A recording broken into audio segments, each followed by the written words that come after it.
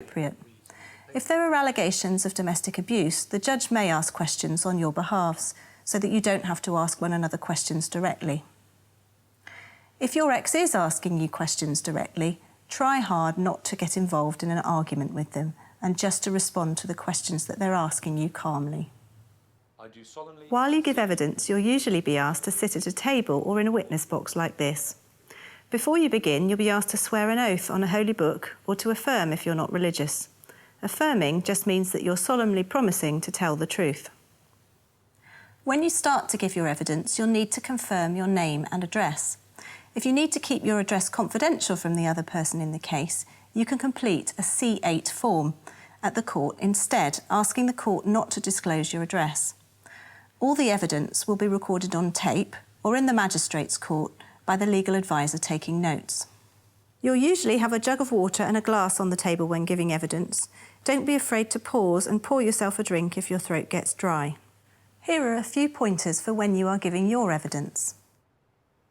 Try to speak up so the judge can hear you, and try to speak slowly enough so that the judge can take a note.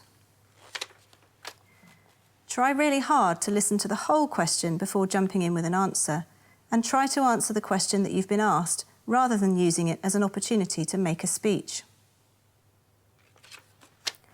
Try not to assume every question is a trick question. It can make the process longer and more frustrating and can give the judge the wrong impression. Take the question at face value and give an honest answer.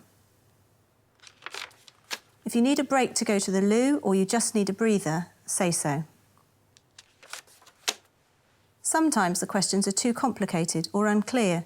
If you don't understand or forgot the question, don't be afraid, say so.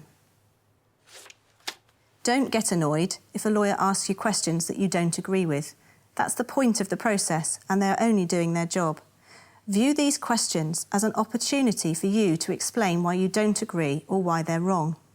Don't adopt a policy of blanket denial. If a criticism is justified, be prepared to acknowledge that.